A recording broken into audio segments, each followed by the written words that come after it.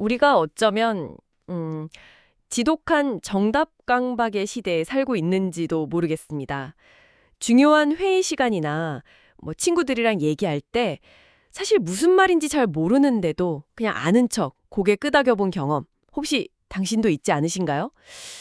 괜히 이것도 몰라? 이런 말 들을까 봐 좀 무능력하게 보일까 봐 두려워서요. 그래서 모른다는 사실을 막 필사적으로 숨기곤 하죠. 그렇죠. 다들 그런 경험 한 번쯤은 있죠. 그런데 오늘 다뤄볼 이 자료들, 그러니까 리처드 파인만에 대한 글들을 보니까요. 인류 역사상 가장 위대한 천재 중 한 명으로 꼽히는 이 사람은 완전히 정반대의 이야기를 하더라고요. 아, 정반대요? 네. 스스로를 나는 똑똑하지 않다. 그저 염원이 자라지 않는 호기심 많은 아이일 뿐이다. 이렇게 말했어요. 심지어는 정답을 모르는 상태가 훨씬 더 흥미진진하다고까지 했죠. 바로 그 지점인 것 같아요. 우리는 어떻게든 그 불확실성을 없애려고 확실한 답을 손에 쥐려고 막 발버둥 치는데 파인만은 오히려 그 안계자 자욱한 미지의 영역을 즐겼다는 거잖아요. 맞습니다. 그래서 오늘 저희는 이 자료들을 바탕으로 파인만의 그 복잡한 양자역학 말고요. 똑똑해져야 한다는 우리의 그 무거운 짐을 좀 내려놓게 해줄 그의 유쾌하고도 본질적인 통찰에 대해 깊이 파고 들어보려고 합니다. 오늘 우리가 함께 풀어볼 핵심 질문은 어쩌면 이걸 겁니다. 당신은 세상을 이해하려고 애쓰면서 고통받고 있습니까? 아니면 세상을 가지고 놀 준비가 되어 있습니까? 이 관점의 전환이 어떻게 당신의 모든 골칫거리를 흥미진진한 퍼즐 게임으로 바꿀 수 있는지 지금부터 함께 살펴보겠습니다. 좋습니다. 그럼 자료에서 공통적으로 가장 먼저 강조하는 부분, 바로 아는 것에 대한 정의부터 시작해 볼까요? 보통 우리는 막 어려운 전문 용어 유창하게 쓰고 복잡한 이론을 막힘없이 설명하는 사람 보면 와, 저 사람 진짜 똑똑하다 하고 감탄하잖아요. 네, 하지만 파인만은 거기에 아주 근본적인 질문을 던집니다. 그가 아버지에게서 배웠다는 아주 유명한 일화가 있죠. 아, 그 새 일하기 말씀이시죠? 맞습니다. 아버지가 어린 파인마모 데리고 산책을 하다가 새 한 마리를 가리키면서 말해요. 저 새의 이름이 영어로는 뭐고 독일어로는 뭐고 중국어로는 뭔지 다 다르게 부른단다. 네가 그 모든 이름을 다 외운다고 해도 너는 저 새에 대해 아무것도 모르는 거란다. 아, 저 새가 어디서 와서 어디로 가는지 어떻게 노래를 부르는지는 그 이름하고 아무 상관이 없으니까. 저도 그 이야기 읽으면서 진짜 뒷머리를 한 대 맞은 것 같았어요. 우리가 이름을 아는 걸 그냥 안다고 착각하는 경우가 너무 많잖아요.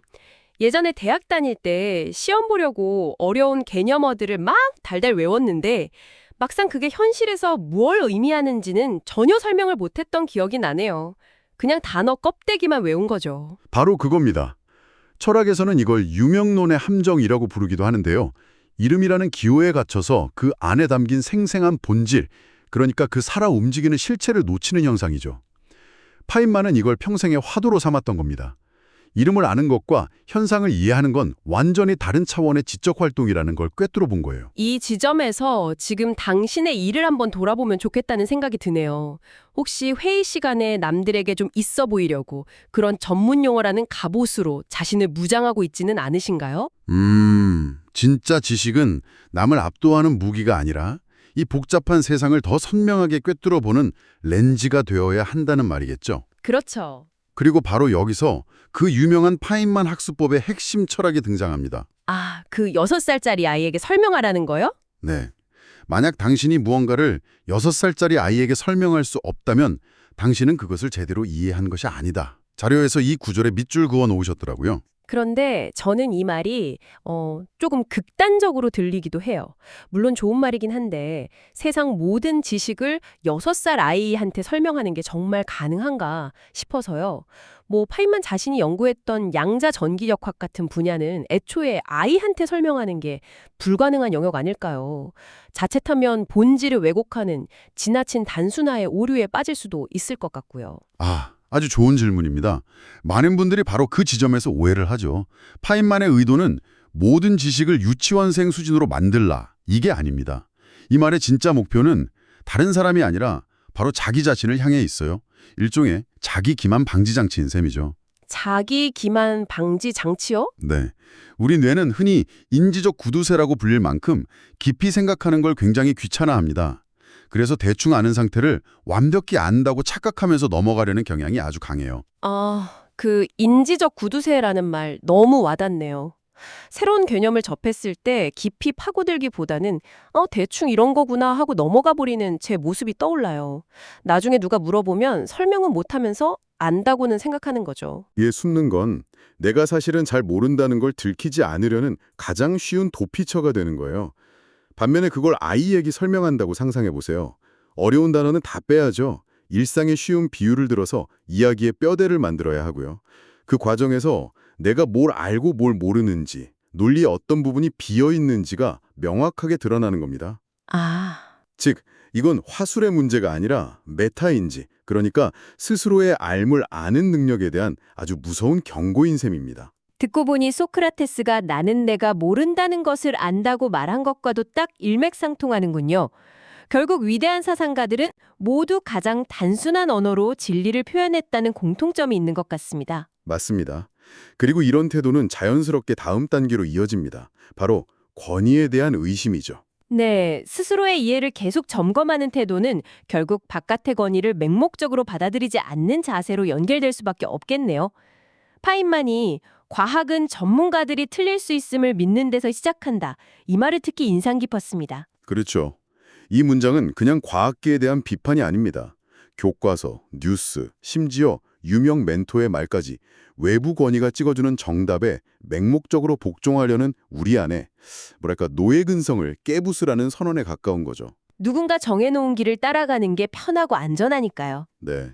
하지만 파인만은 그 권위를 의심하고 스스로 왜? 라고 질문을 던지는 그 순간 비로소 당신의 진짜 인생이 시작된다고 말하는 겁니다. 하지만 그게 현실적으로는 좀 위험할 수도 있지 않을까요? 요즘처럼 가짜뉴스나 음모론이 판치는 세상에서 전문가를 의심하라는 메시지는 자칫 잘못하면 모든 전문 지식을 불신하고 자기만의 생각에 갇히게 만드는 부작용을 낳을 수도 있을 것 같아요.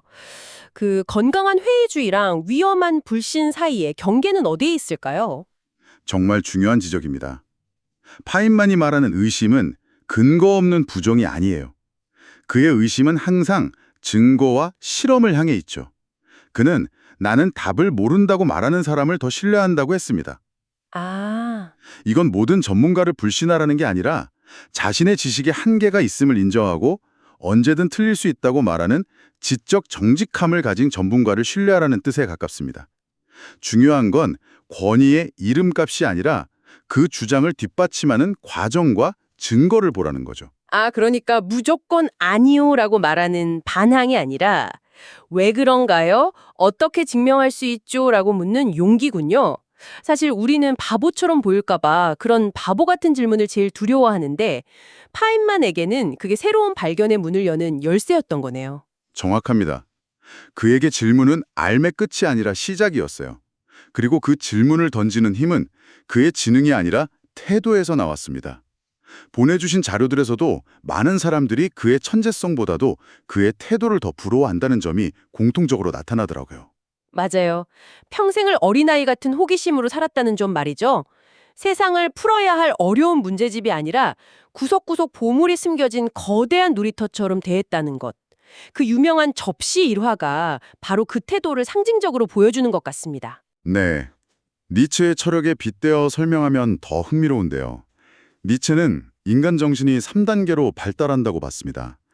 사회의 의무라는 무거운 짐을 묵묵히 지는 낙타의 단계, 그리고 그 짐을 벗어던지고 기존 권위에 아니요 라고 외치는 사자의 단계, 마지막으로 삶 자체를 편견 없이 긍정하고 순수한 놀이로 즐기는 어린아이의 단계. 파인만은 정확히 이 어린아이의 단계에 도달한 인물처럼 보입니다. 그가 물리학을 성숙한 사람이 하는 고상한 놀이라고 불렀다는 대목에서 무릎을 쳤습니다. 접시 일화도 좀 더 자세히 설명해 주실 수 있을까요? 그냥 접시가 도는 걸 보고 중요한 발견을 했다는 건데 그 과정이 궁금해요. 물론입니다.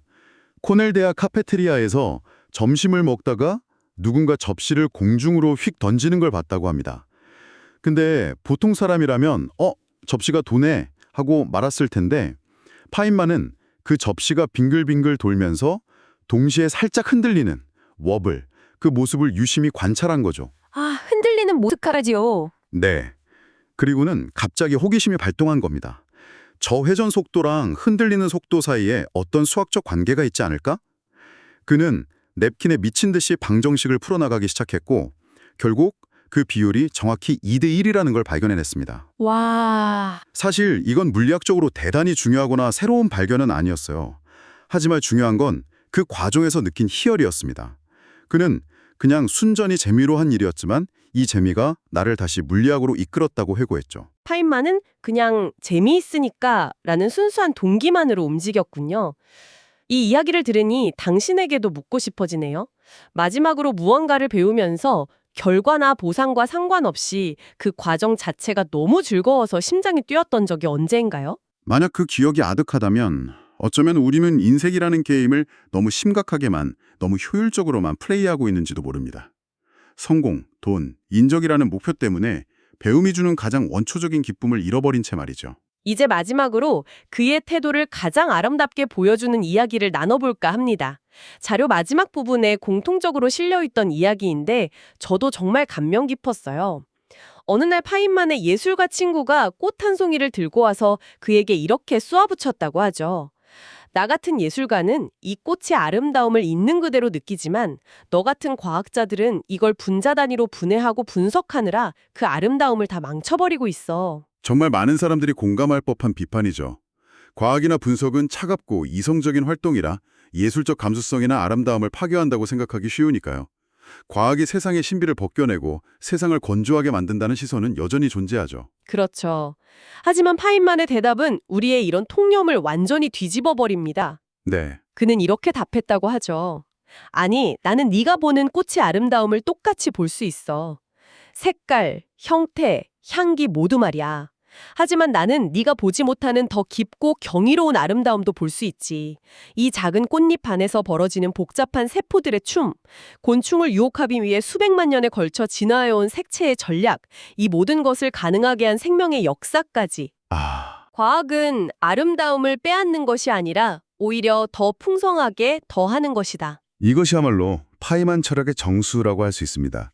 암이란 세상을 분석해서 건조하게 만드는 행위가 아니라 세상의 해상도를 높여서 이전에는 보지 못했던 경이로움을 발견하게 하는 일이라는 겁니다. 당신의 지루한 일상, 풀리지 않는 인간관계, 막막한 미래 같은 문제들도 마찬가지인 거죠.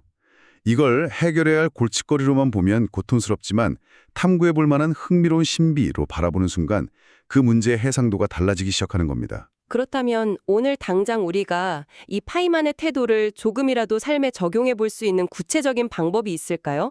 뭐 거창한 계획 말고요. 네, 자료에서 제안하는 아주 간단하고 실용적인 24시간 파이만 챌린지가 있습니다. 두 가지인데요. 오, 챌린지요? 네, 첫째, 오늘 하루 딱 한 번만 아주 당연하게 여겼던 것에 대해 왜? 라고 질문하고 답을 인터넷에서 찾기 전에 딱 1분만 스스로 가설을 세워보는 겁니다. 왜 하늘은 파랄까? 같은 거창한 질문도 좋고 나는 왜 매일 아침 이 커피를 마실까? 같은 사소한 질문도 좋습니다. 그 1분의 사색이 당신 뇌에 잠자고 있던 호기심 근육을 깨울 겁니다. 1분간의 가설이라 재미있겠네요. 두 번째는 뭔가요? 두 번째는 앞서 말한 6살 아이에게 설명하기를 실제로 시도해보는 겁니다. 오늘 회사에서 배운 새로운 개념이나 지금 우리가 나누고 있는 이 파이만 철학에 대해서 상상 속의 어린 조카에게 설명한다고 생각해보는 거죠. 만약 어려운 단어를 쓰지 않고는 설명이 막힌다면 그걸 실패라고 생각하지 마시고 솔직하게 인정하는 겁니다. 아, 나 이거 아직 제대로 모르는구나. 그 솔직한 인정의 순간이 바로 진짜 성장이 시작되는 출발점입니다. 모르는 것을 인정하는 용기. 결국 모든 게 그걸로 돌아가는군요. 파이만은 죽음이라는 가장 궁극적인 미지의 세계조차 호기심의 대상으로 바라봤다고 하죠. 죽음을 앞두고 2번 죽는 건 싫어, 너무 지루하잖아 라는 말을 남겼다는 일화는 정말 그다운 것 같습니다. 그렇습니다. 우리가 진짜 두려워해야 할 것은 모른다는 사실 그 자체가 아니라 더 이상 세상에 대해 궁금해하지 않는 마음의 노화 현상일 겁니다. 정답을 찾아 헤매는 강박을 내려놓고 질문을 던지는 즐거움을 되찾는 것. 그것이 자신을 천재라 부르지 않았던 천재, 영원한 소년 파인만이 우리에게 남긴 진짜 유산이 아닐까요? 오늘 이 이야기가 당신의 굳어버린 호기심에 작은 균열을 냈기를 바랍니다. 마지막으로 당신에게 질문을 하나 남겨두고 싶습니다. 그동안 안다고 철석같이 믿었지만 오늘 이야기를 듣고 보니 사실은 이름만 알고 있었던 것은 무엇인가요? 그리고 오늘 당신이 세상에 던지고 싶은 가장 바보 같은 질문은 무엇입니까?